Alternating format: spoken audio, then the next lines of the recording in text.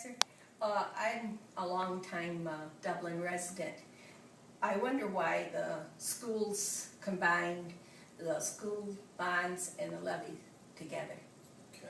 Well, that's a great question, and we get that question a lot. Actually, I went over to one of our residents, one of the moms in the district, to her living room yesterday, and we talked about that issue for about a half an hour. So to really condense the answer to that and make sense of it, operating funds and bond funds are really two different things. And if the history of this district, if you look back to the 90s, which you may remember when Carr Middle School was built, the district made the decision to have two separate issues on.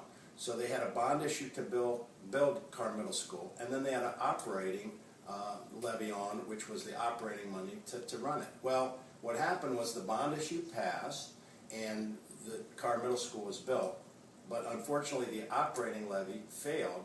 There was no money to put teachers or staff in the building, so they couldn't open it. So that building sat vacant, and actually the city had to use it a while, and it was just a bad scene.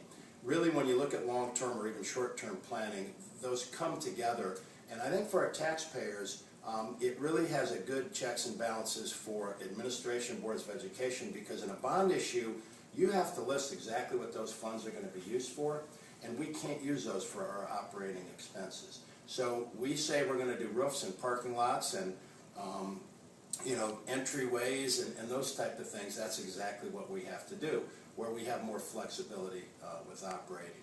If we didn't have the two issues, if we didn't have the bond issue, which has been reduced $10 million since last, 2011 when the levy failed, but if we didn't have those funds, that money would just have to be transferred over to the operating funds, and then the district basically could do with what they want.